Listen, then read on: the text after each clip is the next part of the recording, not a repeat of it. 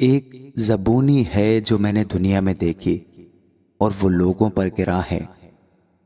کوئی ایسا ہے کہ خدا نے اسے دھن دولت اور عزت بخشی ہے، یہاں تک کہ اس کا جی یہاں تک کہ اس کو کسی چیز کی جسے اس کا جی چاہتا ہے کمی نہیں، تو بھی خدا نے اسے توفیق نہیں دی کہ اس سے کھائے، بلکہ کوئی اجنبی اسے کھاتا ہے۔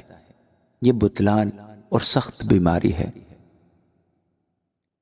اگر آدمی کے 100 فرزند ہوں اور وہ بہت برسوں تک جیتا رہے، یہاں تک کہ اس کی عمر کے دن بے شمار ہوں، پر اس کا جی شادمانی سے سیر نہ ہو اور اس کا دفن نہ ہو، تو میں کہتا ہوں کہ وہ حمل جو گر جائے اس سے بہتر ہے، کیونکہ وہ بطالت کے ساتھ آیا اور تاریکی میں جاتا ہے، اور اس کا نام اندھیرے میں پوشیدہ رہتا ہے۔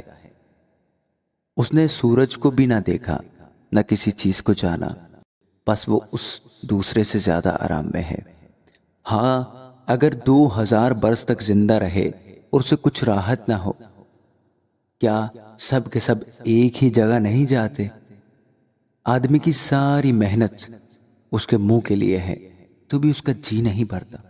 کیونکہ دانش مند کو احمق پر کیا فضیلت، اور مسکین جو زندوں کے سامنے چلنا جانتا ہے کیا حاصل ہے؟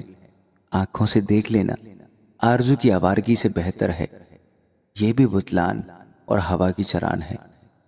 جو کچھ ہوا ہے اس کا نام زمانہ قدیم میں رکھا گیا، اور یہ بھی معلوم ہے کہ وہ انسان ہے، اور وہ اس کے ساتھ جو اس سے زوراور ہے جھگڑ نہیں سکتا، چونکہ بہت سی چیزیں ہیں جن سے بطالت فراوان ہوتی ہے، بس انسان کو کیا فائدہ ہے؟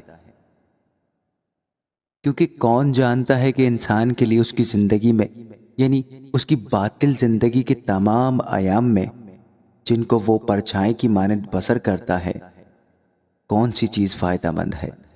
کیونکہ انسان کو کون بتا سکتا ہے کہ اس کے بعد دنیا میں کیا واقعہ ہوگا؟